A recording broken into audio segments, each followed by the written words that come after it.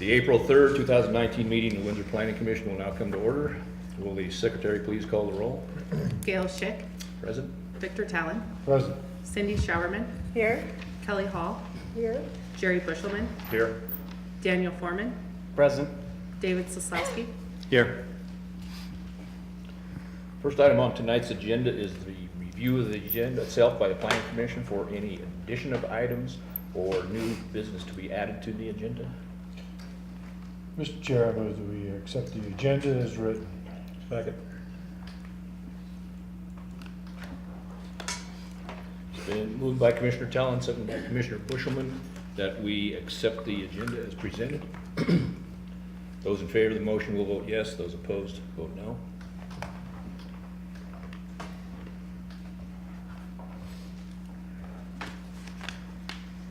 And the motion carries unanimously.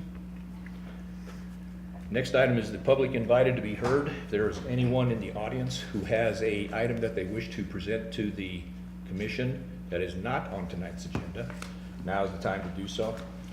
If you do have something that you wish to present, if you could come to the podium, give us your name and address, and you'll have a 3-minute time limit to give us your information. There is a red, yellow, green light indicator on the podium. When you get to 2.5 minutes, the light will change from green to yellow, tell you that there's 30 seconds left, and then at 3-minute level, the red light will go on and should finish your comments. Anybody have anything they wish to present that's not on the agenda tonight? Okay, we'll move to the next item. Next item here is on the consent calendar, the approval of the minutes of the March 20th, 2019 meeting. Scott, you had a change that you wanted to make on there? Just one minor revision to item C2 in the recommendation. There's a reference to conditional use grant that will be corrected to major subdivision. Okay. Mr. Chair, I move that we approve the minutes of the March 20th, 2019 meeting. With Second. With subject change. Yes, sir. Recommended. Second. Okay, it's been moved by Commissioner Talon, seconded by Commissioner Foreman, that we approve the minutes of the March 20th, 2019 meeting with the noted change from Mr. Scott Wallstedt. Those in favor of the motion will vote yes. Those opposed, vote no. And the motion carries unanimously. Moving into the board action items. First item, we will close our regular meeting, open up a public hearing for a height review for Highland Meadows Golf Course Subdivision 8 filing on 6. Mr. Hornbeck, if I may, before you start. Yes, you can. And Mr. Chairman, just for the record, I need to disclose I am a sitting member of the town board. I'm here in my capacity as a non-voting liaison to this planning commission. Although I'm present during this meeting and this public hearing, I will not be giving my opinion or participating in the discussion. I will not let tonight's proceedings influence or affect my review of this matter if or when it comes before the town board. I'll make my decision at the town board level based solely on the evidence presented during that town board public hearing. Thank you. Okay, thanks, David. Paul, you got the floor. Thank you, Mr. Chair, Planning Commission. This height review is for the property located to the northwest of Crooked Stick Drive and Highland Meadows Parkway. Subject property is zoned residential mixed use, or RMU. The proposal is to exceed the 35-foot maximum height allowed in the RMU zone district. The proposed building would have a peak height of 39 feet. And just run through some of the drawings and renderings to demonstrate the proposal.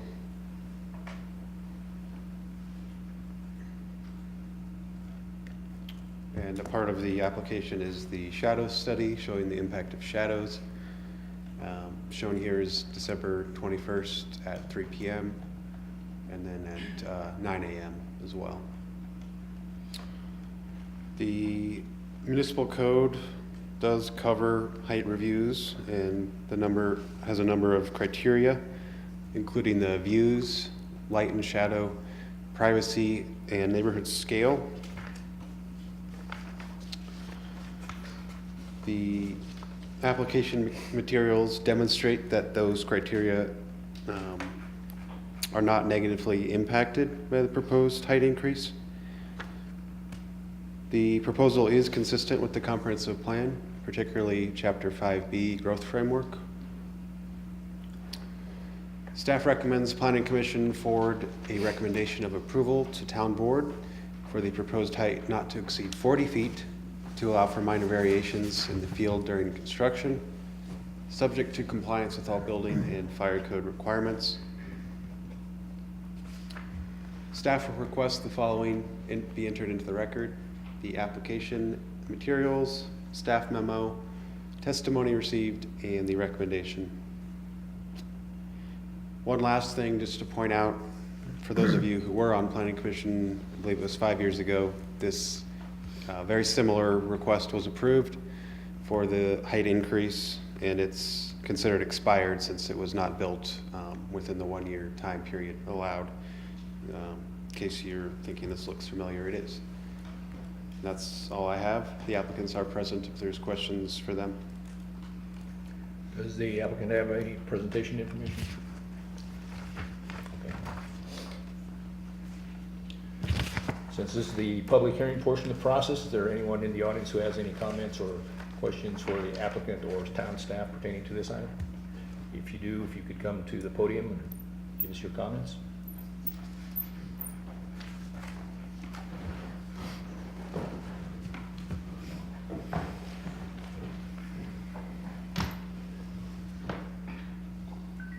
My name's Rich Stover. I live at 5802 Bromborough Drive, and I just have a couple of comments. The elevations as noted on the submittal were incorrect in the north, east, west, south elevations. I think they're flipped 180 degrees, so you may want to have somebody correct that. I want to note that, Paul.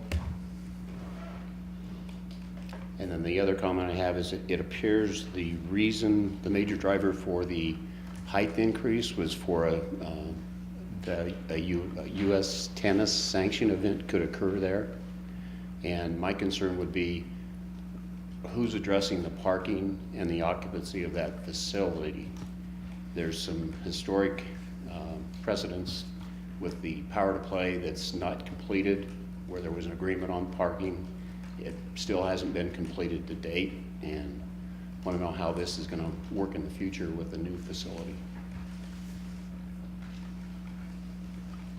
And then the last comment I have is just the overall, it does not appear there's an overall cohesive design for this area. It's just being done in pieces or patchwork. So that's my comments. Okay, thank you. Anyone else have any comments, questions?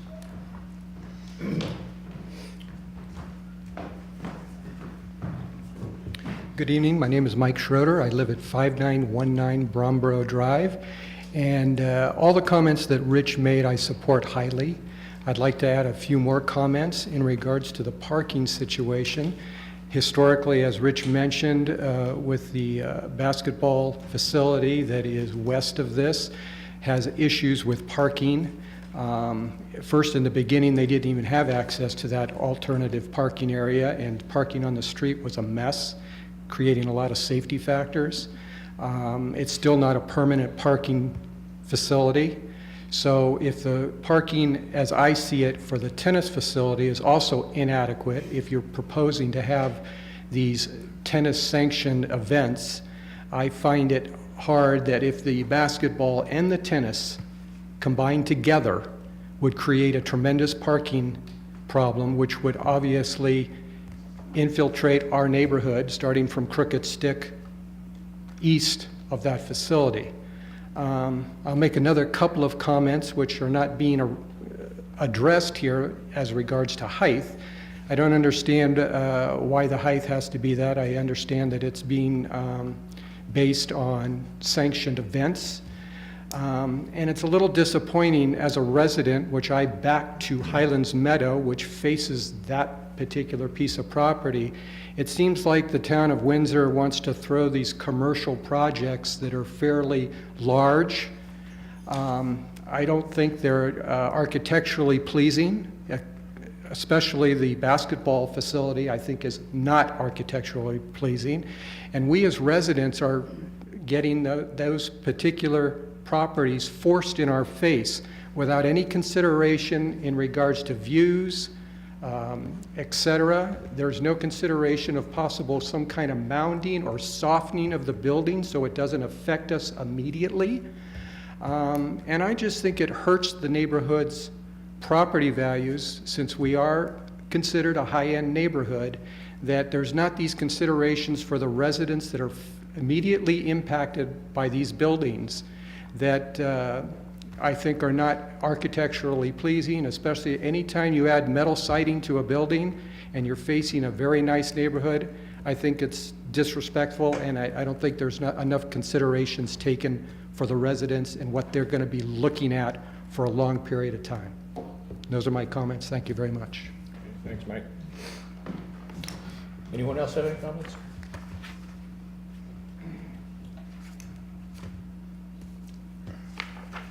Entertain a motion to close the public hearing? So moved. We don't do so moves. I move to close the public hearing then. Second. Maybe give that one up. It's been moved by Commissioner Showerman and seconded by Commissioner Bushelman that we close the public hearing. Those in favor of the motion will vote yes. Those opposed, vote no. Motion carries unanimously. Moving on to the next item, we will now reconvene our regular meeting, going to recommendation to the town board for the High 3BU Highland Meadows Golf Course subdivision and planning. Anything further, Paul? Yeah, I just wanted to address a couple items. The item before you is only for the height, and there is no site plan that's been submitted at this time. Well, I believe it may have been just submitted today, so there's no review underway for the site plan yet, and parking would be addressed with that site plan, and they'd have to meet the code requirements at that time. So will we see that back as far as, It would be a communications item to you in the packet, but it would not be a presentation. And nothing further. Mr. Chair, if I could also add to what Paul just mentioned, since it was brought up, staff is also reviewing an expanded permanent parking lot for the Power to Play facility that would replace the temporary conditional use grant gravel lot with an asphalt finished lot. That's currently under review, and the parking is being reviewed with that application as well. okay. So is that in conjunction with each other, or how's that? It's a separate application, but I just wanted to point out that that is under review Okay. for the benefit of the neighbors that brought that up. And it will it'll be presented to the Planning Commission is that a site plan application, or is that? Yeah, it's a site plan, so it'd be in the packet as a communications item. Okay. So parking will be addressed to the satisfaction of the requirements. Through both Okay. the pending application and the tennis center application that Paul mentioned. Okay. Anything else, Paul, that you had? No, sir. Does the applicant have any further comments or information they want to share?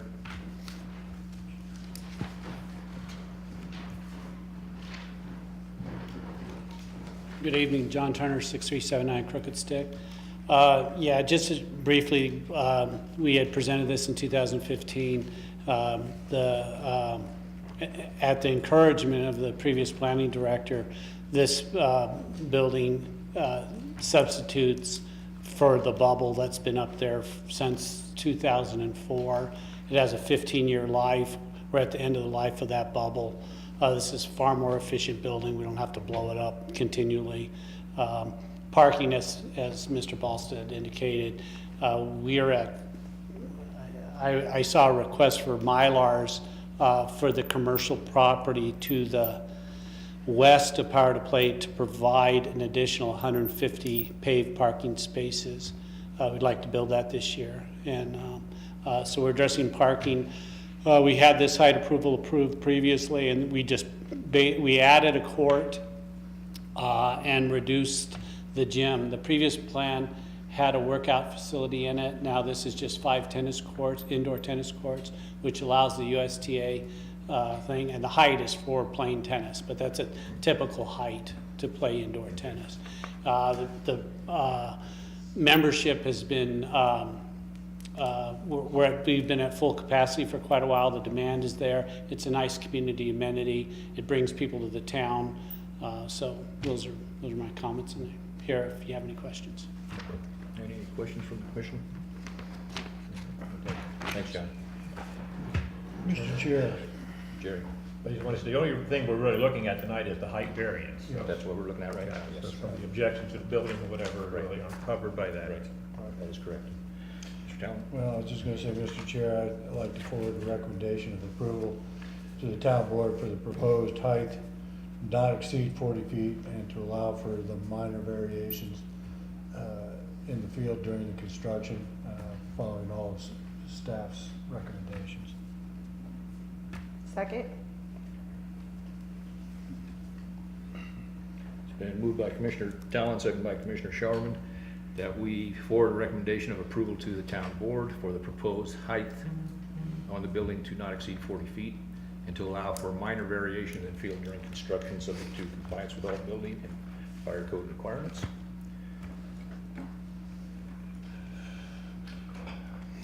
Those in favor of the motion will vote yes. Those opposed, vote no. And the motion carries unanimously.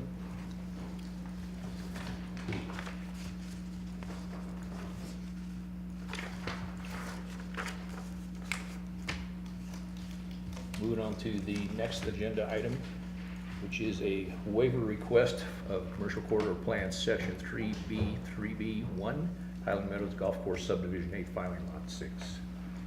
Paul, you have the floor. This commercial corridor plan waiver has been requested for the building materials. The corridor plan states that vertical ribbed metal siding shall be prohibited. Only architectural grade metal panels will be allowed on non-prominent facades. The review criteria for a waiver include the following 3 items. Strict application of the applicable standard will result in either extraordinary practical difficulties or undue hardship. The proposed waiver, if approved, will protect the public interest equally or better than the standard for which the waiver is requested. And approval of the waiver request will not be detrimental to the public interest. This is the same site as the previous agenda items, northwest corner of Crooked Stick and Highland Meadows Parkway. Again, it's zone residential mixed use. As seen on the drawings, the applicant is proposing a mix of synthetic stone masonry, stucco, and architectural grade metal panels on all building facades. The facades are enhanced by the use of different colors, materials, accents such as faux windows, and varying roof lines. The commercial corridor plan again lists the criteria for approval. In staff's interpretation, strict application of the criteria would result in a practical difficulty, as the use will be an athletic facility with certain corresponding design constraints and is not intended for retail use. The applicant has proposed a mix of building materials to minimize the impact of the use of metal.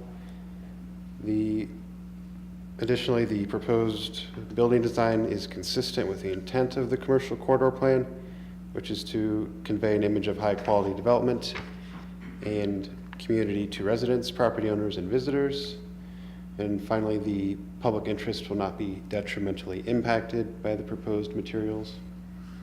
The proposal is in conformance with the comprehensive plan. Staff recommends Planning Commission approve the use of metal panels as depicted in the application materials with the following conditions. Number 1, the site plan shall include substantial landscaping to reduce the visual impacts of metal panels And number 2, any substantial modification to building materials, colors, or accents during the site plan review process shall warrant an additional waiver request by the applicant. Staff requests the following be entered into the record: the application materials, staff memo, and recommendation. Again, the approval criteria are listed, and that's all I have on this item. Okay, thanks, Paul. Does the applicant have any further information they want to present? Okay. Comments, questions from the commission? Jerry? I have, I'm trying to have a hard time understanding what you're actually looking for here.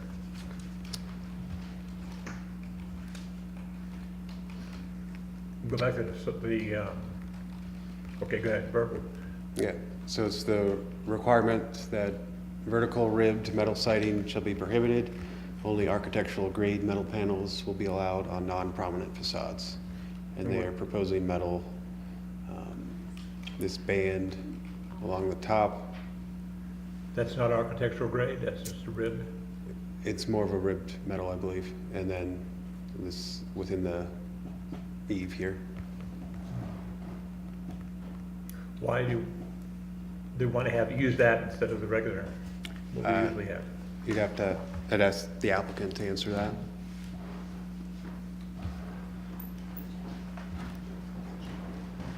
Sure. John Turner again. It's just trying to be efficient. This is approximately a $5 million building, and this is consistent with the corridor plan was meant for distances off Fairgrounds Avenue, and the staff can correct me if I'm wrong. So this is offset, I think, a quarter of a mile, or approximately a quarter of a mile. So whereas the corridor has these plans, they're recommended guidelines, and we're trying to achieve something that's financially feasible. So that's it. Okay. Could Any I, other questions, comments from the commission? Mr. Chair, could I ask the applicant one additional question? You bet. The way I read this, is it all of the metal panels are architectural grade? They're not? I can respond to that. Okay, thank you. Tim Lego, Infusion Architects, Loveland. So the panels are not a corrugated rib panel is what we may think of this, undulating, kind of silver aluminum grade type panel. This is an architectural grade. It does have some vertical, it isn't a vertical orientation, but it does have flat portions to it, up and down. It's a different architectural grade profile to it. It's not what I would say a less expensive looking, cheaper looking material. So it is an architectural grade material? It is an architectural grade metal panel. So the corridor plan allows architectural grade panels, it just says that they can't be on prominent facades. So the request is to allow it on some prominent facades. Gotcha. And the limits, maybe if you could identify like Paul did, is it just the band beneath the roof? Yeah, so it's this darker gray color here. Okay. Yep, Okay. and along the front here. Victor, This you have a is- question? Yeah, this is for Scott. So again, does this fall within the corridor plan then, if we're a quarter of a mile off the main area? Well, this isn't in a corridor per se. It was adopted in the agreement for the property, so that's why it's applied to the entire property. Okay.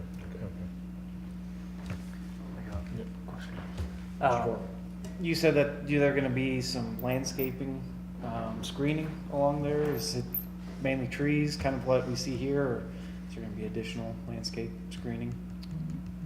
Yeah, so it was a suggested condition that the applicant does provide the substantial landscaping. I haven't reviewed the landscaping plan since it was just received to really comment on what's proposed, but that I guess you can, the question is, does the applicant agree with the two conditions that are listed with the proposed recommendation?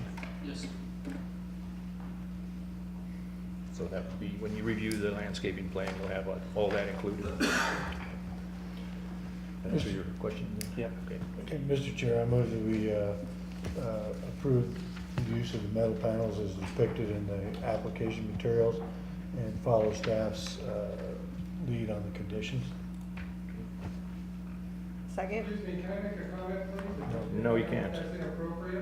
Yeah, it's not public invited to be heard at this time or a public hearing, so you cannot at this time. The second was from Cindy. It's been moved by Commissioner Talon, seconded by Commissioner Showerman, that we recommend, or that we approve the use of metal panels as depicted on the application materials, subject to the 2 conditions listed by staff. Those in favor of the motion will vote yes, those opposed vote no.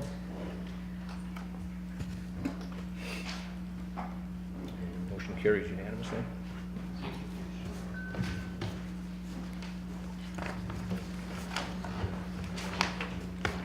Moving on to the next item, which is a recommendation of the town board for a final site plan for multifamily residential.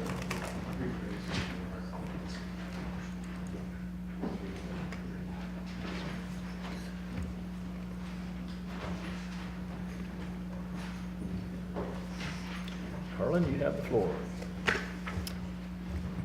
Thank you, Mr. Chair and Commissioners. The preliminary site plan was approved by the Planning Commission in November of 2018, and this is the final site plan. This has been reviewed in accordance with Section 17.7 Site Plan for Multifamily Residential Development. This site is located adjacent to Windsor Lake, east of 7th Street, Highway 257, and north of Cedar Street. That's north of Main, as you can see here. The site is zoned residential mixed use. And the former building on the site was a multi-use building, as you see here. It has since been demolished, and so the property is currently vacant. The proposal is for 0.367 acres for 6 dwelling units. And there's one building of just approximately 5,500 square feet, an overall average of 900 square feet per unit, building height of 28 feet. And this also complies with the open space requirements and the livable open space per unit, as shown here. The applicant has proposed lap siding, synthetic wainscot. There are front porch entries and rear patio and deck coverings as well. The applicant has included a carport for 6 covered spaces and 4 spaces are uncovered. 41% of the site is open space landscape. Here's a layout here of the site. The building does front Cedar Street, and an alley here serves the parking area on the site. As part of this application, the applicant is improving the adjacent alley. And here is the landscape plan. Just noting that the fencing along the side of the trail and Windsor Lake will be open fencing, focusing mainly on landscaping for buffering the parking area. And just a view of the elevations proposed. Building colors have not been chosen at this time, but they will be compatible with the neighborhood. And this just shows the covered parking that's proposed along with the alley improvements and the open fencing adjacent to the open space. And this proposal is consistent with the comprehensive plan, in particular Chapter 5B of the growth framework, creating new growth in areas served by the town infrastructure and services. This is also an infill development close to the adjacent town core and services, as well as shopping, schools, and Boardwalk Park. The proposal is also consistent with Chapter 5C Residential Areas Framework to support diverse housing and residential neighborhoods to meet the needs of varying family styles and income levels. And with that, staff is recommending that the Planning Commission forward to the Town Board a recommendation of approval of the final site plan with the following conditions: that all remaining Planning Commission and staff comments are addressed, that the town's standard site plan development agreement is executed, and we're close to completing that. And staff requests that the following be entered into the record: the application, supplemental materials, memo, supporting documents, and the recommendation. And I'm happy to answer any questions. Mr. Schrader is here as well. Okay. Any comments, questions from the commission? Mr. Chair, I move that we forward a recommendation to the town board for approval of the final site plan following all recommendations recommended by staff. Second. It's been moved by Commissioner Talon, seconded by Commissioner Bushelman, that we forward a recommendation to the town board of approval for the final site plan, subject to the 2 conditions listed by staff. Those in favor of the motion will vote yes. Those opposed, vote no. Motion carries unanimously.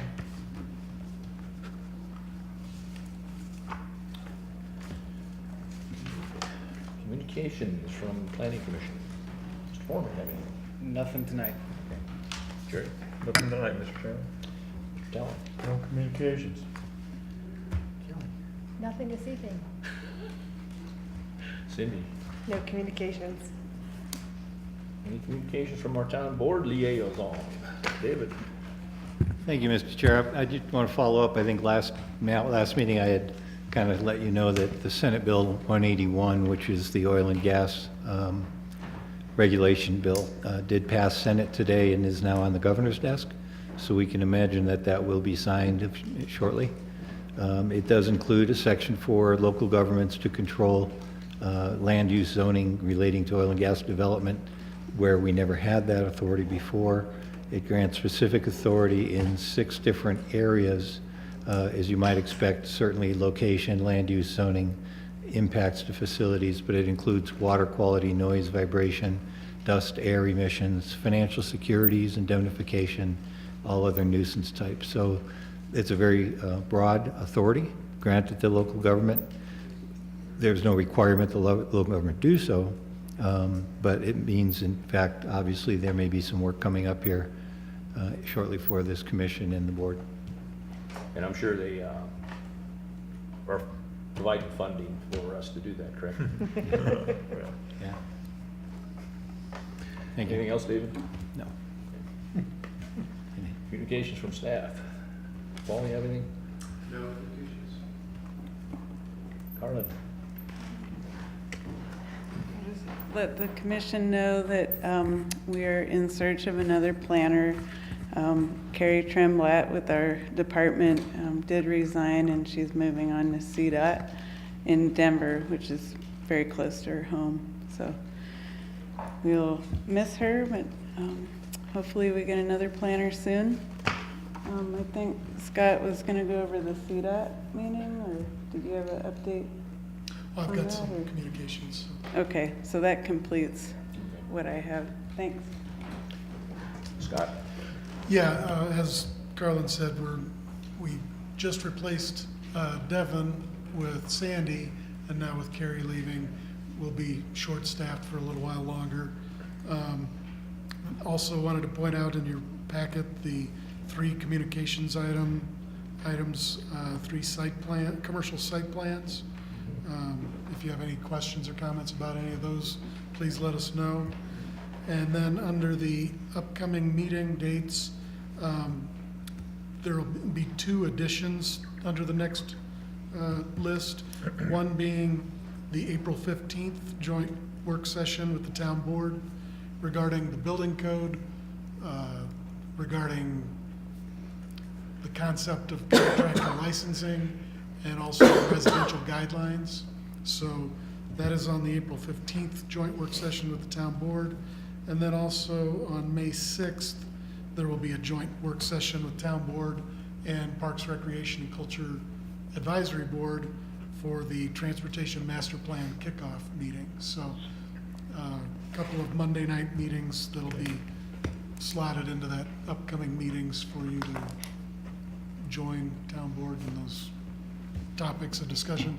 And then just lastly, to tag on to what Mr. Sosowski just mentioned, we did receive an email from the director of the COGCC today indicating that they're working on they're already starting to work on the implementation of the makeup of the commission itself is spelled out in the new legislation that there are going to be probably some delays as the COGCC works to implement some of the required changes.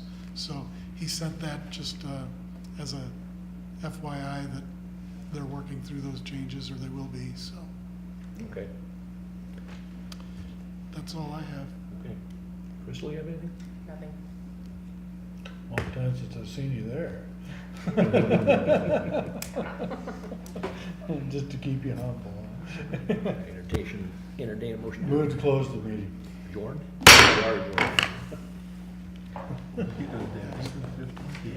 April 15th, they're usually